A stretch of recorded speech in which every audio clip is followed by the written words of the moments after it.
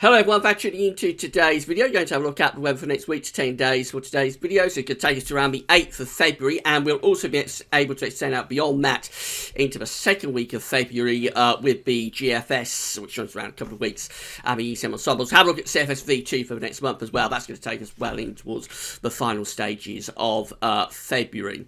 So, got interesting weather coming up this week. There's going to be snow tomorrow and then into early Wednesday, and then there'll be more snow Thursday into Friday. So, we're going to do snow watch this evening. We won't talk too much about that in this video.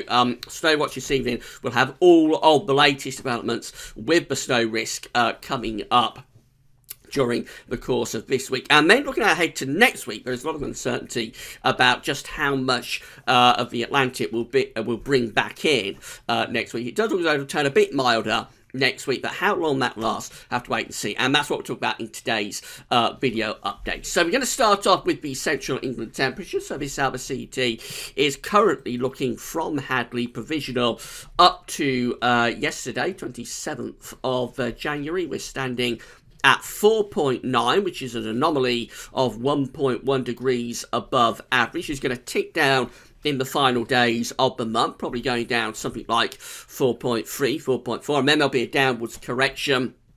So it's touch and go whether this is going to finish up at around 4 degrees, or whether it'll finish up just underneath 4 degrees at, say, 3.9 or 3.8. It's very touch and go whether we'll come in under 4 degrees. It's not going to be a big deviation, though, I don't think. Once we get the drop in the temperature that's coming up over the next final sort of 4 days of the month, and then we have the downwards correction. I don't think it'll be greatly above average in terms of 61 to 99. Probably a little bit colder in average, actually, in terms of 81 to 2010. So not too mild a January this year, despite the fact that the first part of the month was actually very mild. The first week was really, really mild indeed.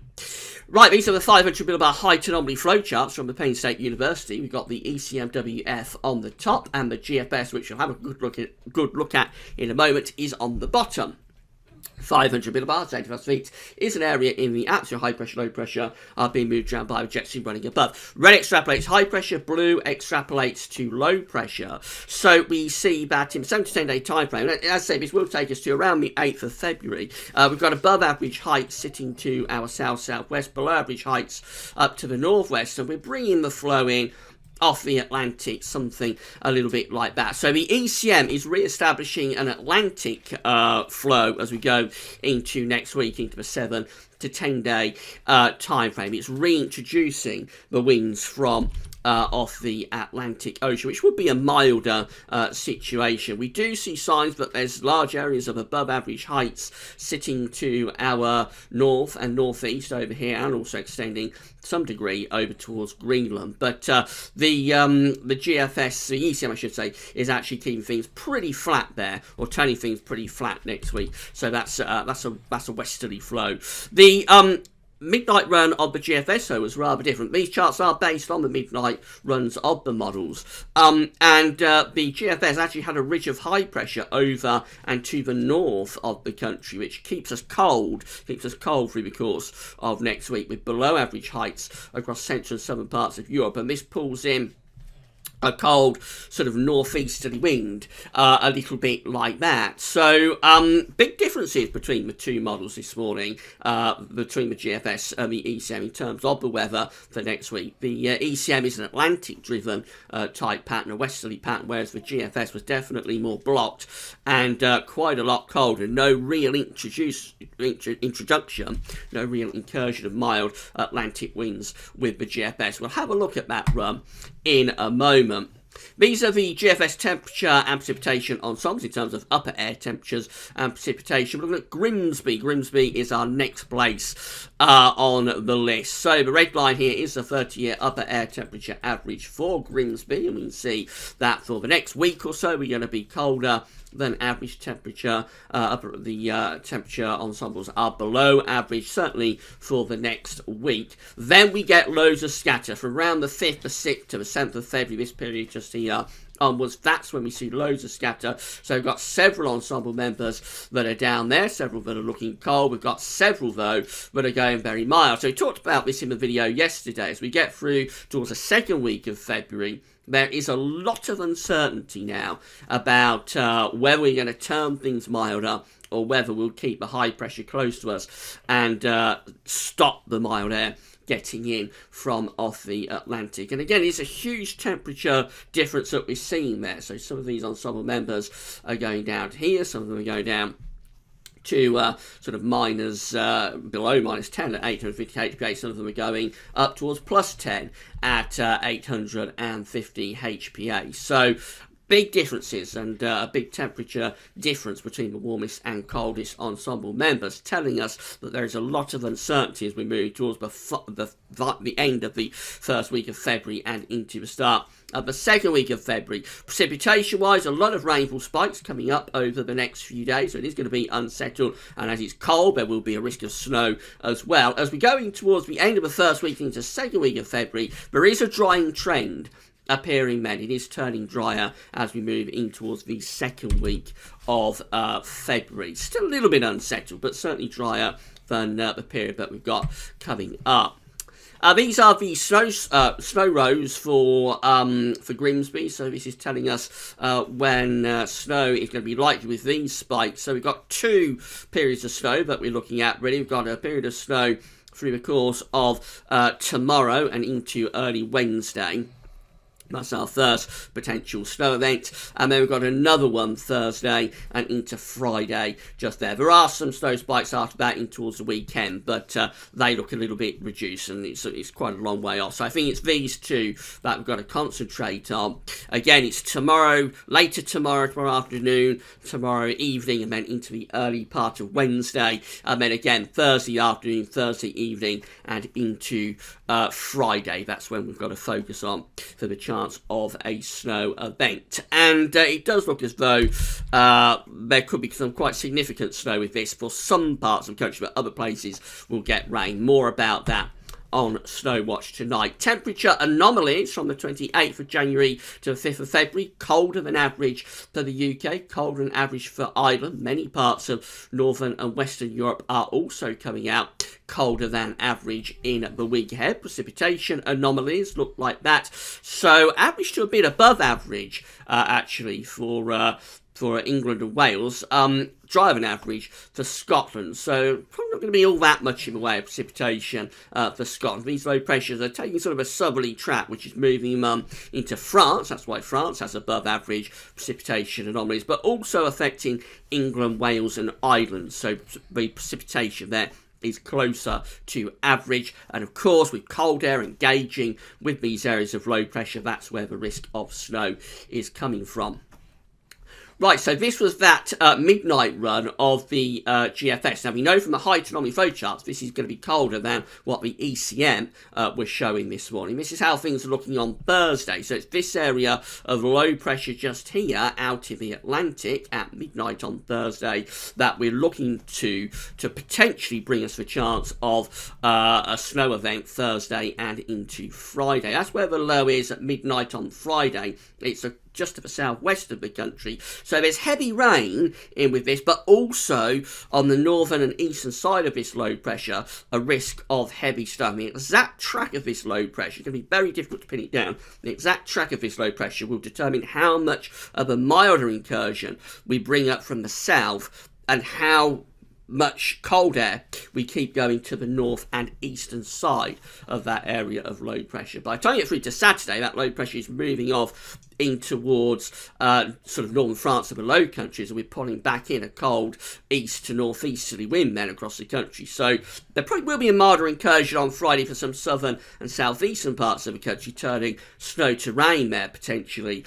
But by the time you get through to Saturday, we're bringing that cold air back in from the north once again, and that could be bringing snow showers with it once more. Into Sunday, we start to build up this little ridge of high pressure, so any snow showers will ease down on Sunday. But by then, I think the emphasis is shifting more towards frost. There could be some very significant night frost, I think, on Saturday night and again on Sunday night.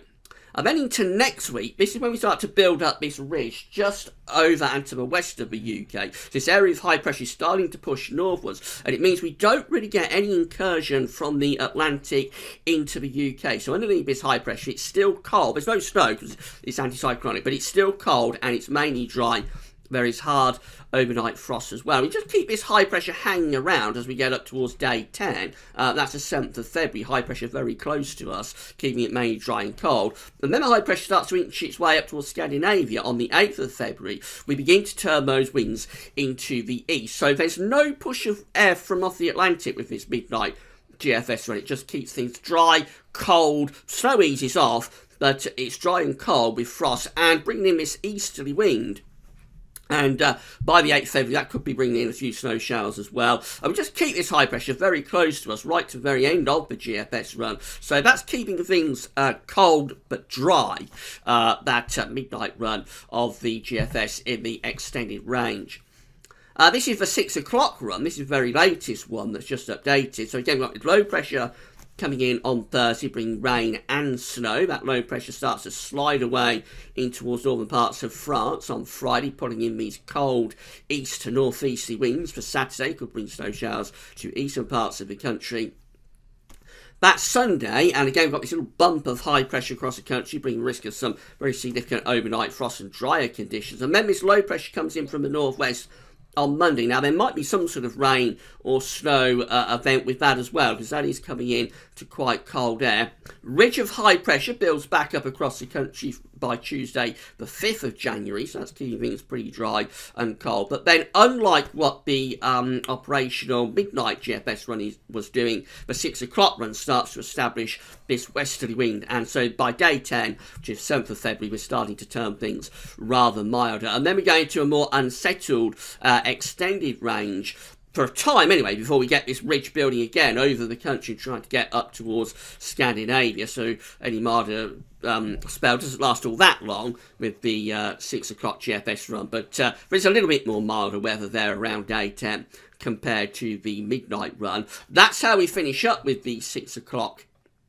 GFS, and again we've got high pressure very close to the country, so mainly dry and quite cold at that point. It looks like the high pressure is trying to get itself up towards green. I have to say, I think the GFS has shifted, at least the GFS operational runs have shifted a little bit more towards cold air hanging on really through the course of next week, less of a Atlantic influence. I think that's the way the GFS is trending today. This is the GEM, this is the Canadian model, so again we've got this low pressure coming in off the Atlantic on Thursday, bringing risk of rain and snow. That low pressure is a little bit further southwards, midnight on Friday, so that could bring a greater snow risk to many parts of England and Wales. I would have thought any milder sector with bad incursion is really in the very far south and southwest. Most places have a chance of significant snow there. That's Saturday, so again that low pressure clears out of the way and we pull back the cold air from the north, staying cold into Sunday, and then very gradually here comes the re-establishment of these westerly winds through the course of next week. And so that's how we finish up with the GEM. Actually looking quite unsettled, quite stormy, with deep area of low pressure across the country. As that exits away east, you would expect we'd start to pull down cold northerly winds once again. And then the ECMWF, so there's that low pressure out to the west of the country at midnight on Thursday. By midnight on Friday, that low pressure is across the far south and southwest. We're pulling in cold north or northeasterly winds. The low pressure clears away to the east. The wind turns into the north next weekend, so it stays cold into next weekend. And the risk of snow eases off, but we would have significant nighttime frost too. Early next week, here comes a push from off the Atlantic. Again, there might be snow with that as it runs into the cold air, but then it turns back to rain as we pull in the westerly winds. That's how we look as we get up towards day 10, turning increasingly wet and windy out to the northwest and bringing these mild winds in from off the Atlantic with west or southwesterlies pushing in across the country. So as we saw on the height on the flow chart, the ECMWF at day 10 was a good deal milder compared to the GFS 6 o'clock run.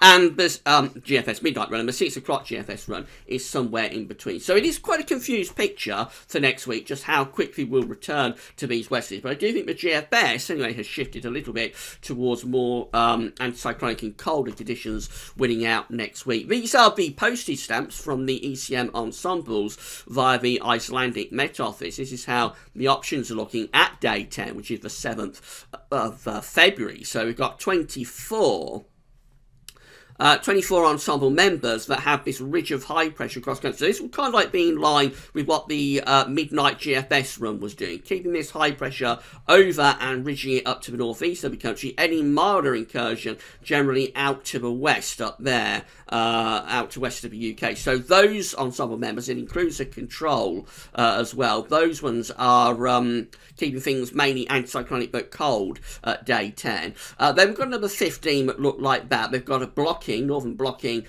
close to Greenland and Iceland, with low pressure in the middle of the Atlantic and to our southeast. They're quite cold as well, I think. They're pulling the winds in from an east to northeasterly direction. And then we've got 12, a minority option, but it does include that operational ECM run that has us milder with low pressure out to the west. So you see that idea of bringing in the westerlies like that by day 10 isn't all that well supported, actually, within the ECM ensembles. Generally, most of the ensembles are on a colder, with a colder solution compared to that. There's only 12 of them that are going in that sort of direction at day 10. And as we go to 2 weeks out, these are the options that we've got then. So this is taking us to the 12th of February. So we've got 27 ensemble members that have us with high pressure just a little bit to the east. So they're mainly dry, anticyclonic but cold. They're bringing in the wind from an easterly direction, albeit the high pressure is kind of like centred to the east of Scotland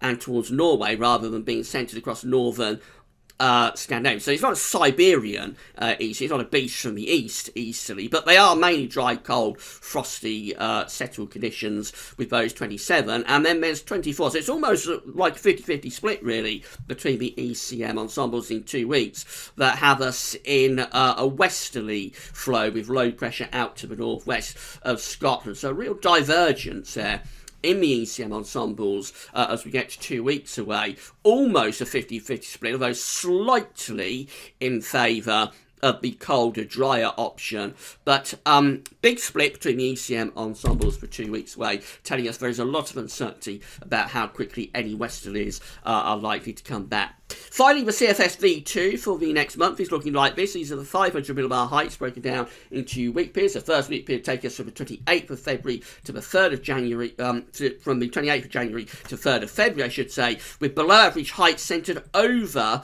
the UK in the weekend, a ridge in the middle of the Atlantic, and so we're pulling down cold winds from the cold side of the jet stream there for week 1. We go through to week 2, still looking pretty cold. We've got this trough of below average heights over to the south of the UK. A blocking signal is up to the north, and again we're bringing in cold air into that trough of below average heights. So up to the 10th of February, CFS is keeping us unsettled and cold. Then a slight change takes place in week 3. This is the 11th to the 17th of February, with the below average heights centering more out to the west of the UK, which start to re-establish a little bit more of a west-southwesting. So that is unsettled still, but it is turning things a bit milder. And then this goes on into week 4. It's the 18th to the 24th of February. Have a strong blocking signal, you'll notice. High pressure is centred over Greenland, but with low pressure out to the west of Ireland and high pressure across central eastern parts of Europe. Again, we're bringing in more of a southwesterly to southerly type flow, and so that is also a milder option as you get through to the 18th, 24th of February. CFS this morning is turning things milder around the middle and second half of the month, albeit with this northern blocking signal that we've got up here, it will only take a slight adjustment to still keep us cold. Temperature anomalies in the week ahead from the 28th of January to the 3rd of February, significantly colder than average for the UK and for Ireland. And then as we go through to week 2, that's colder than average as well. So weeks 1, weeks 2, both coming out with colder than average temperature anomalies. Week 3 is a little bit milder than average, above average temperature anomalies in week 3. And then week 4 actually goes very mild. I haven't seen this for a little while with the CFS. This is the 18th to 24th of February, going much milder than average in week 4. So the CFS is moving a little bit from its idea of a very cold February. It's going for cold weather in the next couple of weeks, but then it wants to turn things quite a bit milder through weeks 3 and 4. That's a change of what the CFS has been showing for at least a week, possibly longer. You have to answer the phone. Right, so that's a phone answer. Sorry about that. Always something going on in Gasworth's Towers. So where did I get to? So we were summing it up, and I was basically saying that the CFS has shifted quite a bit on its cold February signal, but this is just one run of CFS. We'll have a look at it tomorrow. It could just be it's a bit of an outlier, something like that, or it could be picking up on what the shorter range model output has been playing with over the past few days, which is to turn things a bit milder next week. But anyway, we'll focus on that a bit more tomorrow, I think, in terms of the shorter range. So we're looking at a cold week this week. There could be 2 potential snow events, one Tuesday to Wednesday and then one Thursday to Friday. More on that in Snow Watch tonight, of course. And then as we go through to next week, that's where we've got quite a bit of uncertainty. But GFS looks like it's inching towards a colder week next week to me, with any milder Atlantic return very brief and not lasting very long at all. The ECM does look more set on bringing those westerlies back at least for a while. The GM is somewhere in between. It does turn a bit milder next week, but it finishes up looking like it would turn things quite cold just after day 10. So I think you just have to wait and see what's going to happen next week. Very often when you're in a cold scenario, the models will try to return you to westerlies too quickly. So we're just going to wait and see where that's going over the next few days. It will be the focus of the videos in the coming week, of course. Right, so that's your first video done for today. We'll be back this evening with Snow Watch. I think that's going to be very interesting. Snow Watch indeed. The first significant snow in Snow Watch will be coming up tonight, so do come back for that this evening, probably around 7 o'clock, maybe a little bit after. And that's it for now. Tomorrow, of course, we'll have your week 10 day video update, and we'll also have the ECMWF ensembles for the next 30 days for the UK and for Europe too. That's all for now. Thanks for watching.